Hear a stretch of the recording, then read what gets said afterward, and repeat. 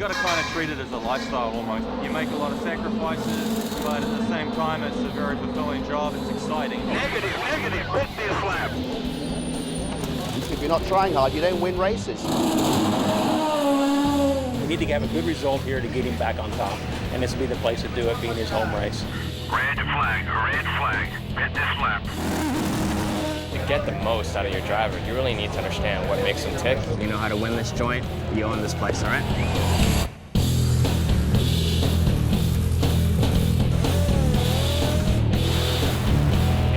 Do it.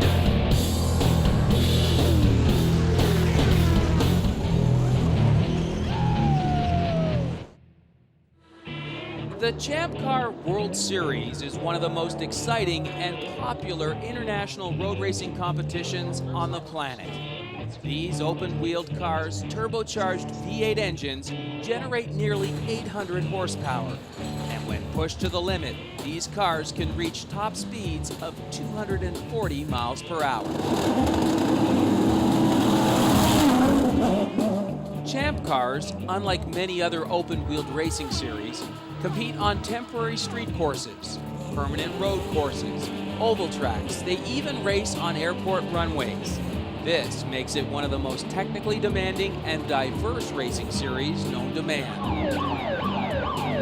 Champ Car drivers hail from 11 different nations, and its races are broadcast live around the globe. This weekend's event is in Toronto, Canada, and the driver the local fans are coming to see is Foresight's Canadian racing superstar, Paul Tracy.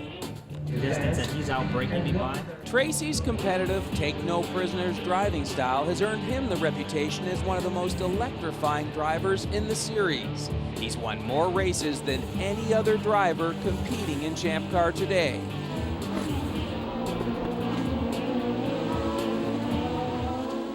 This weekend, as the series reaches its midway point in its current season, Paul Tracy is one frustrated man with no podium finishes and numerous crashes, which have earned him the nickname In the Wall Paul. There's no question Paul Tracy has an aggressive personality both on and off the track. Paul is, people say one of the most aggressive drivers on the track. He brings, he's 37 years old. He's got 20 years of experience racing. He's just an outstanding driver, and we take the philosophy we're here to win. So we occasionally, the car doesn't come back. But if you're not exploring the envelope, if you're not trying hard, you don't win races.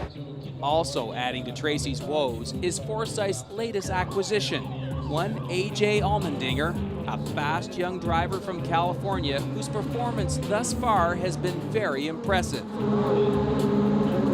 In his last race, not only did he finish first, but he also broke the track record, while Tracy crashed and scored another DNF, or did not finish.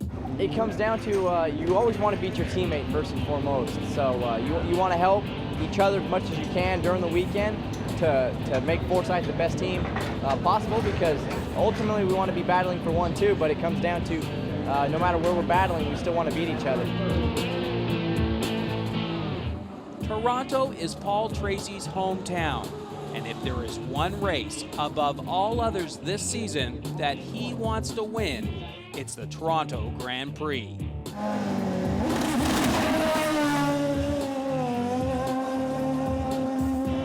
That means the pressure is on Paul and his pit crew to be in top form.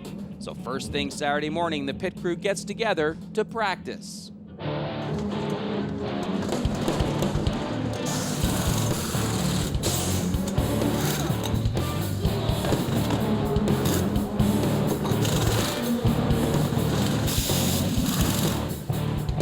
A typical Champ Car pit crew consists of 15 full-time members, but only 6 men can go over the wall during a pit stop. We bring the car out about 30 minutes before practice, and we're going to do some pit stop practice. So we have the 4 mechanics who change the tires, the fuel guy, and the guy who does the quick jack.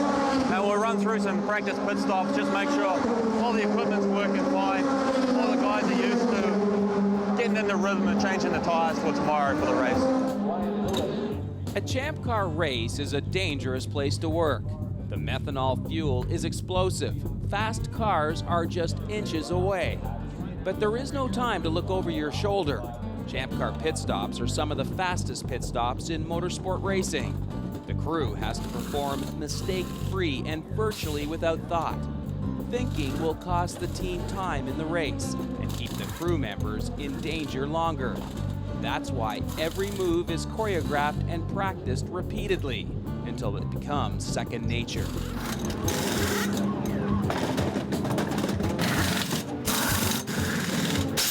Just getting in the habit of doing it, so it's repetitious. I mean, you're not even thinking about it, it just happens. For instance, a tire changer, I mean, his goal basically is to get on the nut as cleanly as possible, as quickly as possible.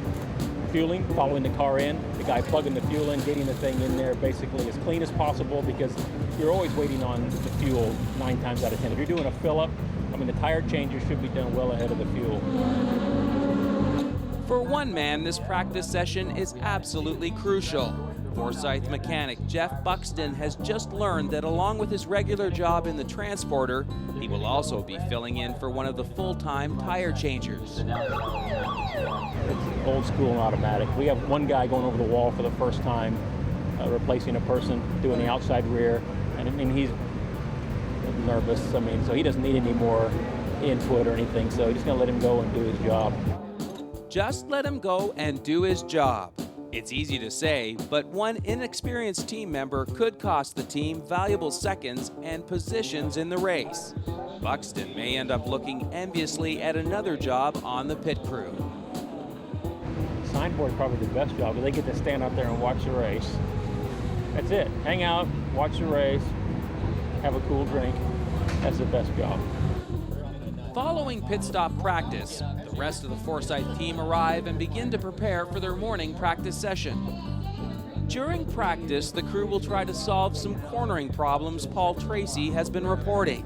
They need to work that out before this afternoon's qualifying session. Starting positions for the final race are set according to the fastest lap times recorded during these qualifying sessions.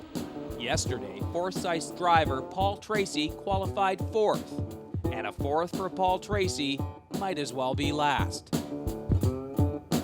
Unlike many other racing series, in Champ Car, the crew chief is not the top dog in the pits. The man in charge here today is Vice President of Team Operations, Neil Mickelwright. Basically, I run the team and the company, so I'm pretty much like a general manager. Obviously, Mr. Forsyth owns the team, and then I take care of all of the operational issues of the team. Primarily, I'm on the headset up in the timing and scoring stand, usually talking with Paul, one of our drivers, and essentially keeping him briefed on where we are in the scheme of things, what's going on, when the next pit stop will be, and giving him any useful information that might help him to be more competitive. Forward tank was on, fresh tires. Directly under Neil is lead engineer Eric Zito. Eric's vast knowledge of the physics behind what makes a Champ Car tick is used to help squeeze every last second of speed out of the number 3 Forsyth car. Eric's the chief engineer on Paul's car, and so his job primarily is to come up with the setup or the alignment and the settings on the car to make it the best it can be on any given weekend. So once the car's out, he's usually studying his computer to understand what the car's doing, how it's doing it, and thinking about the next change that they'll be making. What's up with this sway bar? It's all the way soft. Yes, I want to try that. See if it can help your braking. All right, my radio's not working. All right. Sway bars are an integral part of a race car's suspension system. They keep the car's body from rolling on itself in tight turns. This body roll slows a car. It tends to put more weight on the inside tires and less weight on the outside, reducing traction and stability.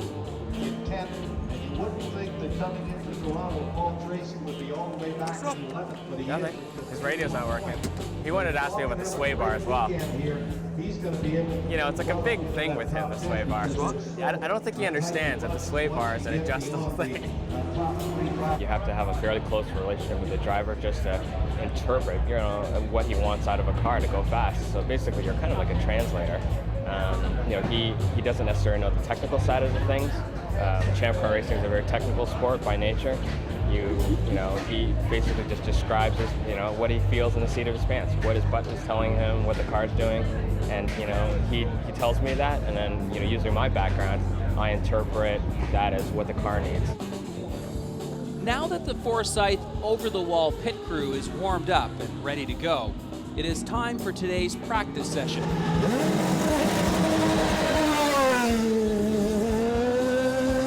While the race car is out on the Toronto circuit, a computer telemetry system monitors and records in intricate detail every move both the driver and car make.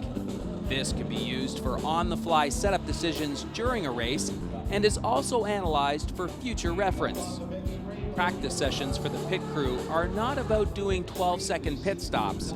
They're about tuning and tweaking the car until the driver feels confident that he can push it to its maximum potential. This is the last chance the pit crew will have before final qualifying to try and fix the handling problems Paul was experiencing yesterday. If they don't get things sorted out now, they will have no other option but to run the qualifying session this afternoon with a less than happy driver. Though their game faces are on, emotions are running high in the Forsyth pit. They know that it is their job to give Paul the precise setup he wants. Red flag. Almost as soon as the practice begins, there is an incident out on the track, forcing the session to be red flagged. All cars must return to the pits until the track is clear. No fuel, no fuel. Just so you know, they got you for speeding out of the pit lane that last time. 55, you do it again, they're going to spank your PP. So we need to keep an eye on this. During the unscheduled break in practice, a tire change and some minor suspension adjustments are made. With the track given the all clear, Tracy then heads back out on fresh rubber. 49 minutes, watch your speed in the pit lane, watch your speed in the pit lane. Champ cars are very complex machines. Obviously, we're approaching 180 miles an hour at the end of the longest straight, and you're braking, to essentially 30 miles an hour in about 200, 250 feet. So the braking performance is a very key component to lap time. For sure, we're trying to make our cars go fast, but key to lap time on a circuit like Toronto, it's just as much about the ability to stop as it is the ability to accelerate and go through corners. After only a few hot laps, Tracy returns to the pits. The car is still not performing to his liking. He reports that he's having to brake early into the corners in order to maintain the car's stability, and that the early braking points are reducing his overall cornering speed. Eric, we are just slightly deeper in braking, We're not getting the exit off of the corner. Not bad. The pit crew once again tweaks the car's suspension and puts on a new set of tires. Tracy then heads back out to see if the situation has improved.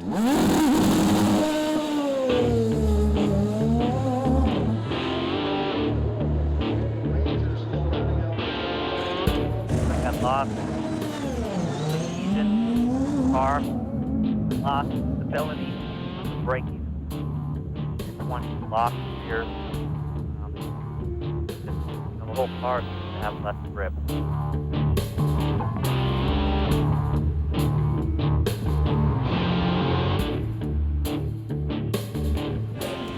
The car became more inconsistent to drive. Okay. I feel like right now, feels disconnected front to rear.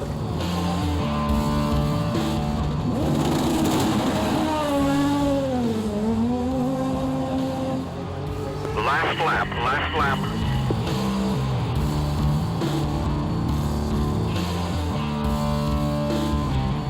Can't brake, Eric. Yep, 10-4.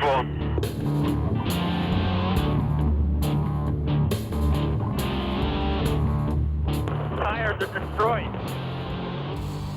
10-4, we've seen it. As the practice session comes to a close, Tracy reports back that the car is now actually handling worse than it was at the beginning of the session. Frustrated, he consults with the team's lead engineer.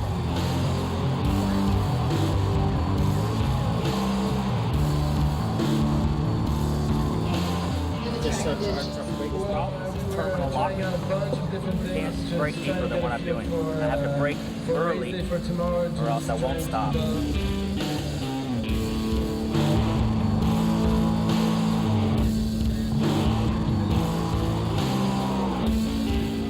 Let's change our focus a little bit now, right? We've extended our braking zone, right? We need to trust the rolling speed, you know? Particularly on reds, right? You have to trust the grip of the tires to, I mean, it's like, let's face it, that's always been your strength on these street circuits, right? You take a quick stab, you have a quick release. Featuring the Sunoco Rockfellows Karting Championship. The classic car is Bottle Fest. And find out how you can win 3 ultra. After each on-track session, the pit crew returns to the paddock area where they have a fully functioning, transportable garage. Here is where all the major work on the car is performed. Every member of the pit crew double as mechanics in the transporter and have one specialized skill relating to the inner workings of the race car. It was a pretty average morning. A lot of the changes we made this morning we didn't get the improvements out of the car that we were looking for. At the same time, we're only allocated 7 sets of tyres, so we're running old tyres. So the progression as you go through the morning practice sessions, the tyres obviously get older and older.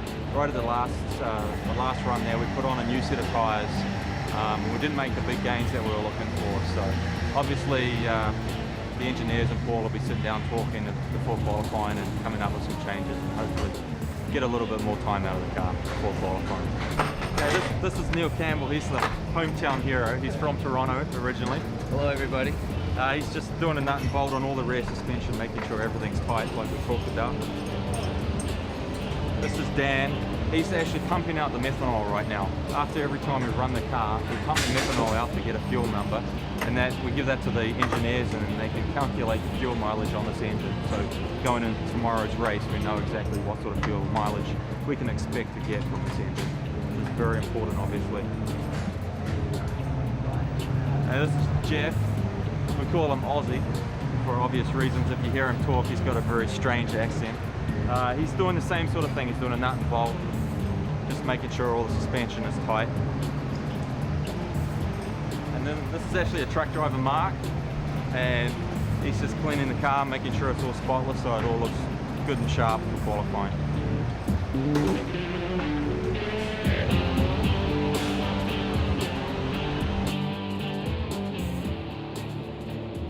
It is only a short time now until the final qualifying session for tomorrow's race along Toronto's Lakeshore, and the Forsyth pit crew is back in pit lane. Once again, they'll prepare the car with fresh fuel and rubber to go back out on the temporary racing circuit. Paul Tracy finished 4th after yesterday's qualifying, and he's looking to improve that today. The strength of Paul's crew is just experience. I mean, they have a group of guys that have been doing it together for 3 to 4 years. I mean, it's just automatic for those guys, and that's why if you look at any of the cumulative pit stop times for a given race weekend, Paul Tracy's and AJ Allmendinger's crews are always at the top of the list. Period. Paul's just in a slump right now. I mean, we need to have a good result here to get him back on top, and this will be the place to do it, being his home race. Here in Toronto, local newspaper journalists have been suggesting that Paul's teammate, AJ Allmendinger, who has just won the last 2 races, is getting preferential treatment and technology from the Forsyth team, hinting that his number 7 car may actually be faster than Tracy's. AJ's car is not faster. They're very similar. I mean, people got to realize that AJ is on a huge emotional roller coaster right now. I mean, he's unbeatable right now. He's on a pedestal. So, I mean, he's going to get 110% of the car. Paul's car, in my opinion, is every bit as fast or faster than this one right now. But he's on the other end of the spectrum. He's in a little bit of a slump, and we just got to get him out of that slump. There has to be some competitiveness to make them both take them to the next level. I mean, but you don't want to get it to the point where it becomes where they get disjointed and it's 2 separate teams. It's not. It's one team. It's in our interest to have them both the best that they can be.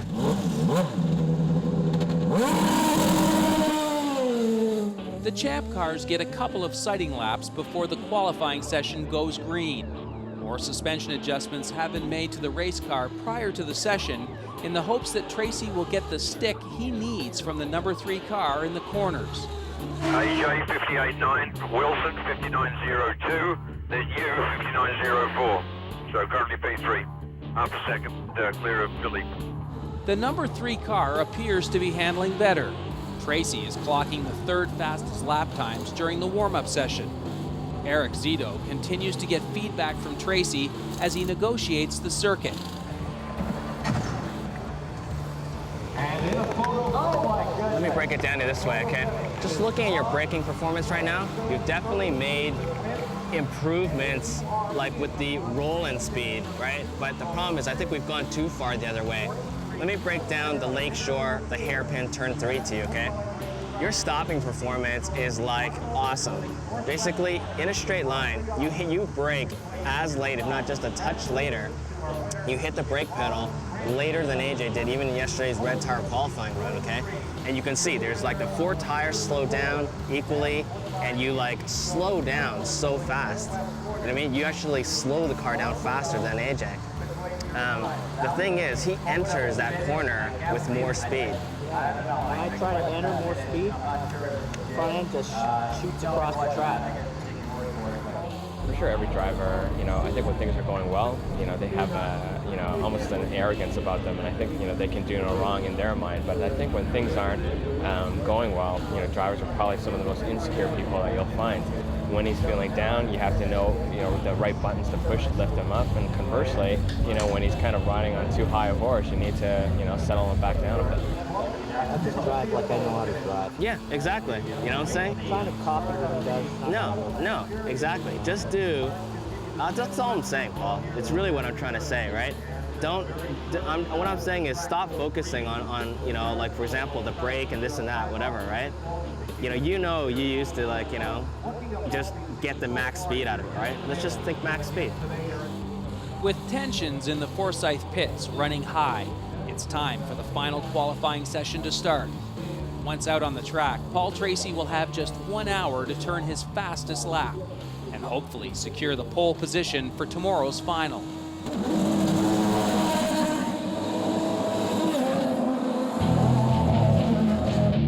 The pit crew's setup difficulties with the car's suspension continues on into qualifying. Tracy's lap times remain consistent with those from his previous practice sessions. Neil makes his best effort to keep Paul in a winning state of mind. 10-4, those are some good laps, currently P3 overall. But we're right there, Currently holding the 3rd fastest qualifying time, a frustrated Paul Tracy returns to the pits, hoping that his crew will come up with a quick solution to correct his cornering issues. Qualifying time is running out for the team. In a last-ditch effort, the pit crew mount a set of tires known as Reds. Reds are super soft, sticky tires, which allow the driver to push his car harder in the corners. The downside to using Reds is that they remain sticky for a very limited number of laps. After only a couple of hot laps, these tires quickly turn from sticky to greasy.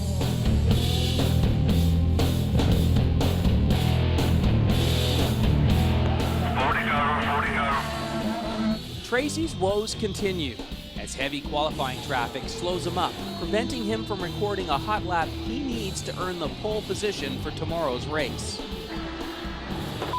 Traffic. Yeah, 10-4, it looked like you might be able to get by Wilson. I didn't say anything, but you need to find yourself a gap, but we're looking right now at the screen. Okay, you can back up a little bit, but not much. Keep an eye on your mirror, don't make sure you don't get in the way of Serbia. Let Serbia get away from you a bit. Everybody's pretty evenly spread out. It's not like there's a big gap out there anyway.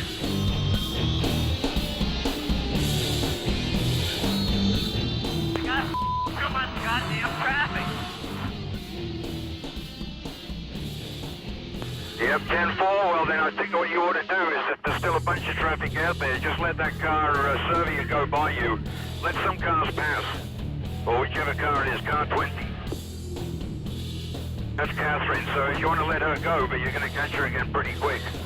The car that's immediately ahead of you looks like it's that Halen, but you know he's going to back up on you. Paul, you're going to have 2 laps to go when you take the beacon, all right? All you need is 1 lap, okay? All you need is 1 lap. Just make the best gap you can and go for 1 lap. Car's on tires. Okay, I want you to calm down. You're going to take 1 more good kick of the gas, okay? Gather yourself up for 1 more go. Just make sure you've got a gap. We're going to give you 1 more go. Last lap, last lap.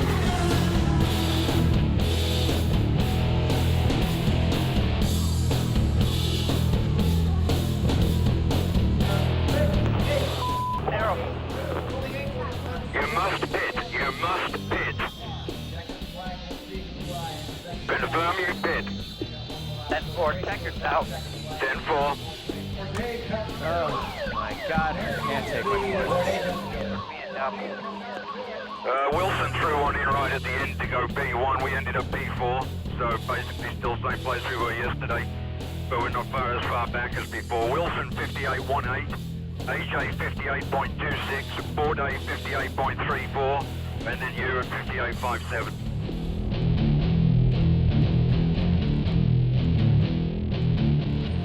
Following the session, the entire pit crew knows that Tracy is not happy with his 4th place qualifying time. Went into qualifying very optimistic about having a shot for the pole. First qualifying attempt was good. Went to the option tire, which is a red tire. And for whatever reason, we're just not, as a team on this side, able to capitalize on a tire like some other teams. I don't understand. Like I said, I don't understand how we're like the only team, only car in pit lane that when we both done. No, that's fine. That's fine. I'm not. I tried everything you want me to try. Do it. Yeah. Okay. The car becomes undrivable. I can't even get within 3/10. You know? Hey, well, I don't know what you want me to say because I don't have the magic adjustment that everyone else seems to have. Everyone else throws reds on. That's the only change they make. We throw reds on, and you know it seems like we need to change the whole car. I don't know what that change is. It seems to be a fundamental balance shift when we put them on the track. It's not even a balance shift. It's not a balance shift. It's just the car's crap. It's got no grip. You know? It won't go through the corners at all. As soon as I let it go into the corner, it starts to slide. The good news is we didn't end up any lower on the grid, but we're closer.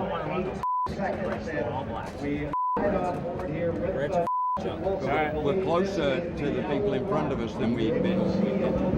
So I mean, overall we've improved, but not to the degree we'd like to. Clearly, there is tension in the pits. Both Tracy and the Forsyth team believe they can do better. Still, Paul puts on his game face to meet with the Toronto press corps. You know, it's a long race, it's a tactical race, so, you know, 4th is good. So, you know, we're happy with how the car is performing on the black tires. I think we're very quick on black tires, and we're not going to run reds in the race. We've decided that already. The car just doesn't want to react to reds, so I think, you know, we're going to go with what we know.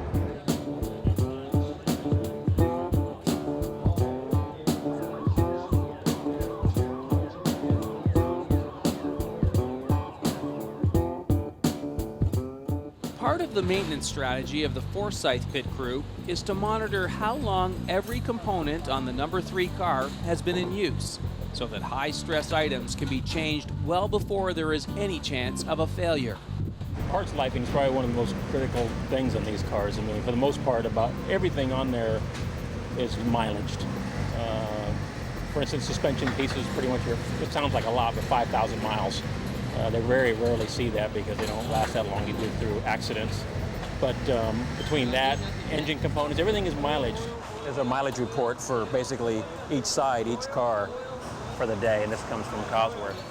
This is solely just the things that they monitor, which is engine related. This is not anything that does with the car. I have another sheet that's completely separate that I get from the engineers.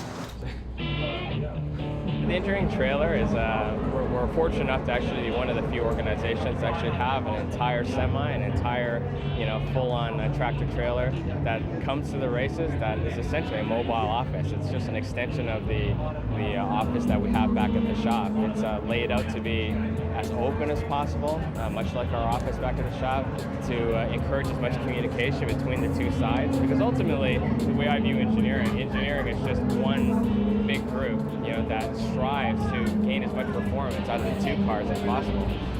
If you look at that, Eric, they're all a little bit different. AJ is carrying more speed in the first third, less speed mid-corner, but back to throttle more aggressively. And Paul, it's just a style difference, and I wouldn't say it's...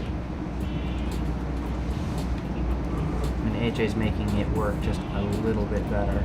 His style, but it's so close. Right now they're going to take the headers off, getting ready to put the race ones on, which we do every Saturday night. If we're not doing an engine change, we have race headers that go on that are certain mileage. We don't go into a race with anything over 1,500 miles on the exhaust system. So they're putting a fresh set on for tonight. That's what they're process of doing now. After that, they'll change the clutch.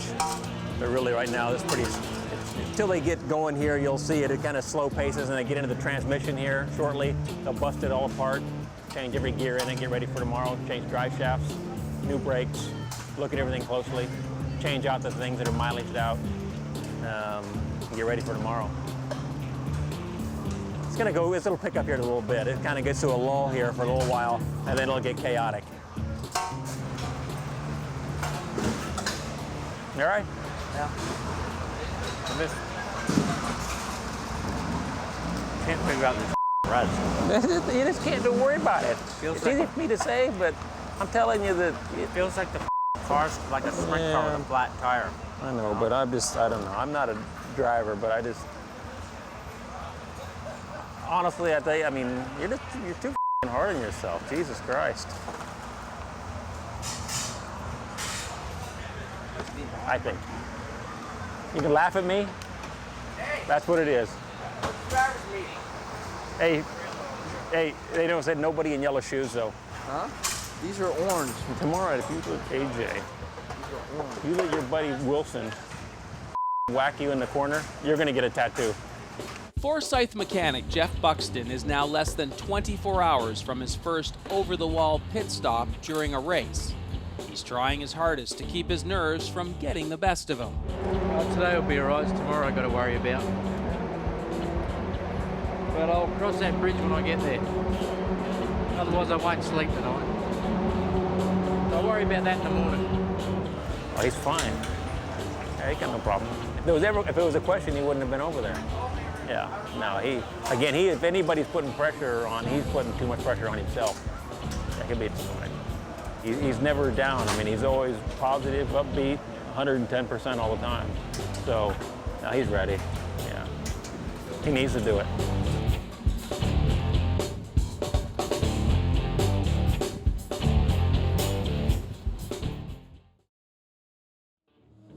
Race day for the Forsyth team starts with a short 30-minute practice session. Champ car drivers are a highly competitive bunch, and even during a practice session, they will push to see if they can better their competitors' lap times.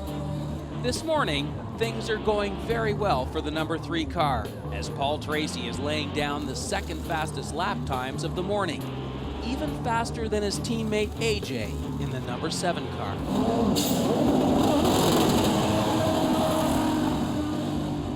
Everything continues to go according to plan for the number 3 team, when suddenly Tracy's smooth ride encounters some unforeseen bumps.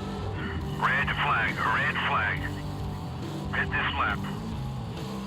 Red flag. You must have been pretty close to that. Oh, I guess we were about to that. On the side of him, he turned in, drove over my tire. Okay, guys, have a good look around. Which time? The practice session is cut short for the number 3 team, as Tracy is given an 8-minute penalty for his role in the incident. Though the race car seems to have received very little damage, this altercation cuts the team's on-track testing time in half. And Cassamet's, I don't believe, saw Tracy going through on the inside. The right front of Paul Tracy connects with the left rear of Thomas Cassamet's. This morning, started off okay, but Paul had an incident on the track with another car, and it caused a red flag. And anytime you cause a red flag, you get an 8-minute penalty. And there was less than 8 minutes to go in the session, so of course that meant that we were out of time. We're running full tanks. It's always good to, you know, try and run 30 minutes on full tanks, see how the car's handling. So, I mean, that puts us a little bit behind the 8 ball, but at the same time, you know, we'll be fine. The car wasn't too badly damaged, really. It was a small incident. He went down the inside of another car that he touched, just kind of ran over the front wheel of Paul's car. It broke the front wing, no suspension damage, so got away pretty lucky. As the pit crew goes through their pre-race checklist, the Champ Car fans pour into the grandstands set up along the temporary racetrack. In Toronto, the Grand Prix is one of the biggest annual events of the summer, and tens of thousands of fans come from far and wide to experience a Champ Car race up close and personal. And the driver the Toronto fans come to see is their hometown boy, Paul Tracy.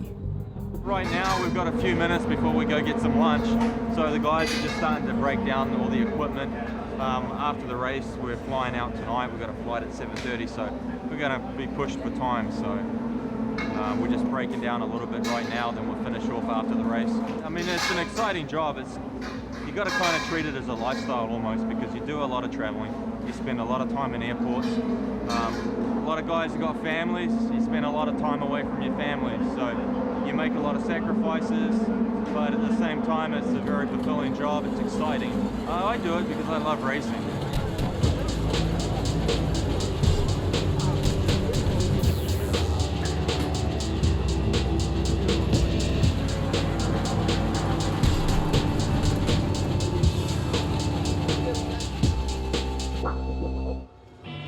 Before this round in the Champ Car Series can get underway, the 17 competitors will first line up their cars in their starting order on pit lane for the official opening ceremonies. You'd like to hope that the pit crew wouldn't put any added pressure on themselves, because that'd be the worst thing, you know, on race day. You know, if you're, you know, in the heat of the race and you're thinking, oh God, I can't screw up because, you know, this is Paul's hometown race, you're going to make a mistake. And I think, you know, if you kind of see me on the stand and you see the guys operate, we do look kind of calm. I mean, it looks like we're going through a routine, and I think that's just largely because, you know, we're trained to do that. You just don't want to get yourself in a situation where you're panicking, where you're putting any added stress on yourself. You know what I think's going to happen? I think Justin's going to blow the start. I think the left outside train is going to move, and then like Sebastian's going to get pinched on, you know, down low. We'll see if he does anything stupid though. Because you know what happens if you get pinched against the wall there in turn 1? Yeah. Get the pinch. Yeah. As long as he doesn't do anything crazy and like go spearing on, you know, straight ahead. This is Paul's home race, and we have actually had a pretty good car here. The car was fast yesterday. We never got a really good lap on the red tyres, so I think we stand a pretty good chance. We try not to lose positions in the pit, and where we can, you know, we try to gain positions. But on race day, it's really up to Paul. I mean, it's almost out of our hands at this point, you know. The car's set, it's really just a race between the drivers, and that's what it should be.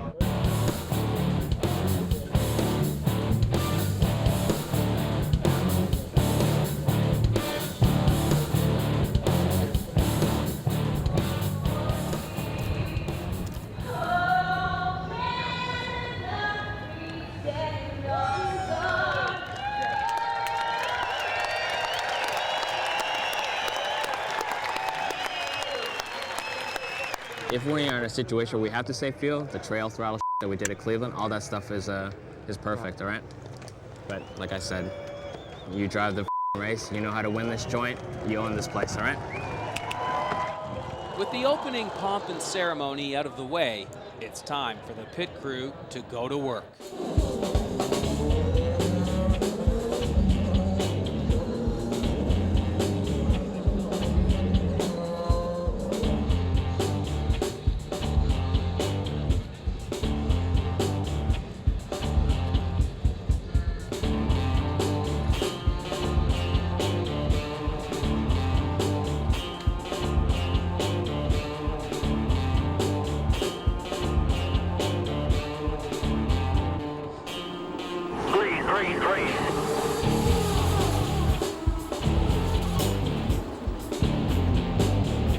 The field goes green, and the race is on.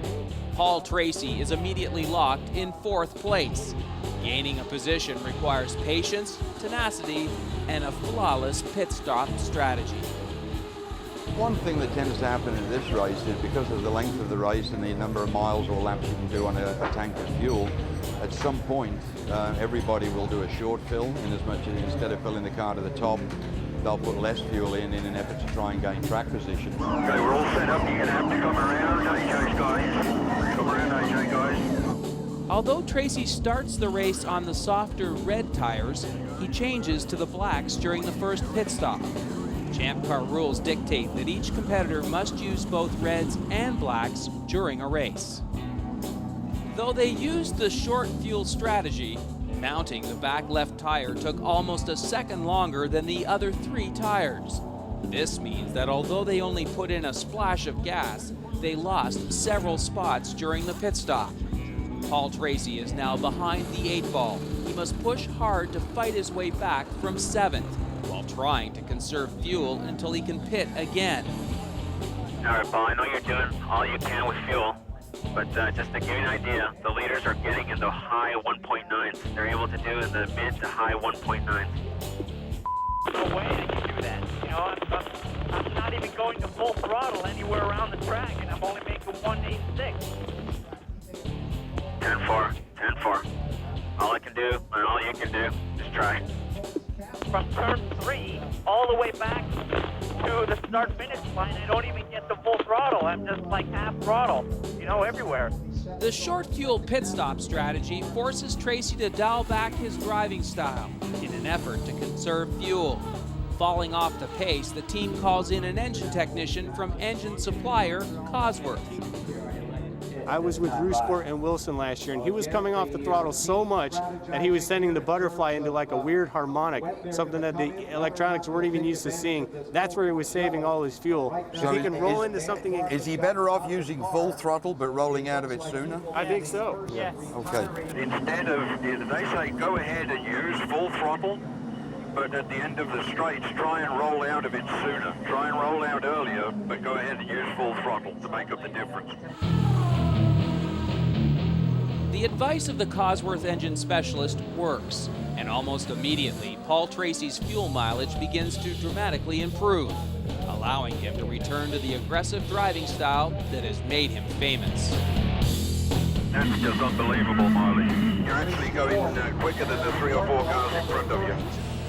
As if on cue, Tracy makes his move for 3rd place and passes his longtime rival, Sebastian Bourdais.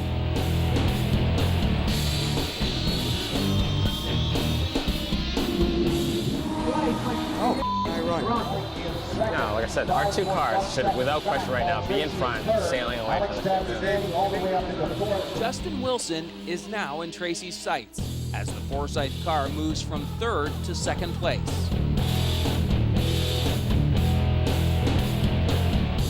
With the Forsyth team now running 1-2 in the Toronto Grand Prix, the pressure again falls on the shoulders of the pit crew. It is now up to the pit crew to make sure that no positions are lost during the final planned pit stop. No. Negative, quit this lap.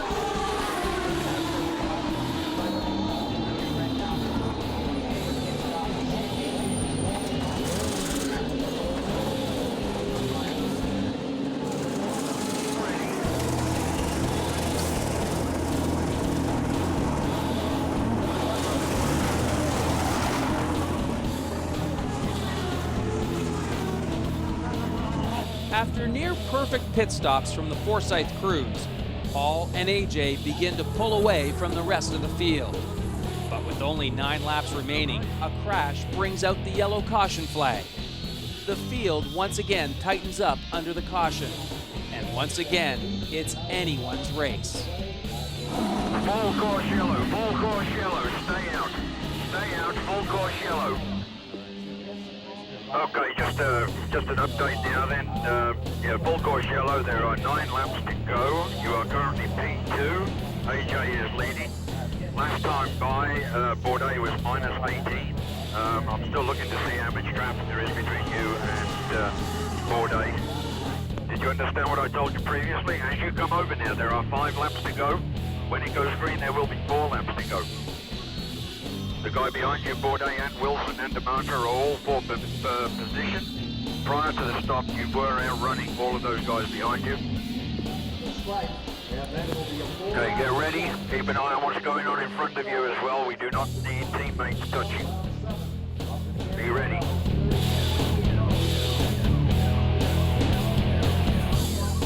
Get ready. Green, green, green.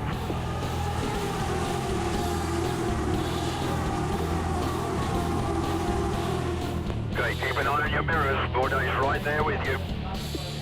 Last lap. Bourdais right there.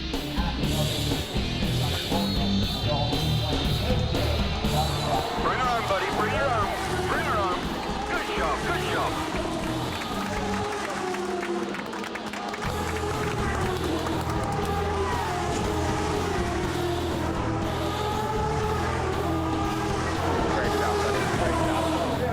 I know it's not exactly what you wanted, but you drove an awesome race today.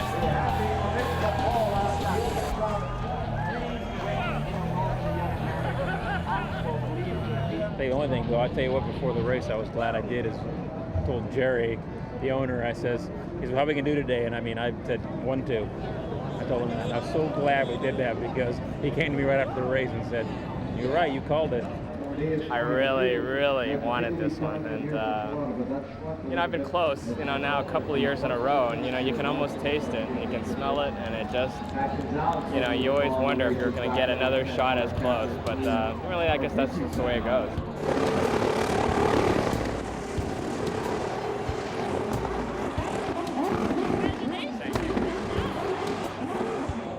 Went pretty well. You know, obviously 2 cars on the team. We finished first and second, so we're pretty happy with that.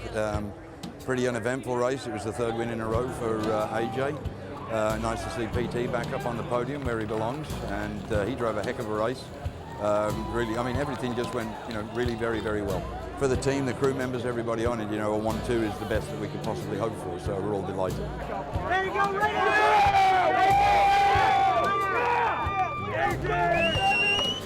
It's a huge team morale boost, and you know, ultimately it's the best finish you can ask for, so everyone's ecstatic right now.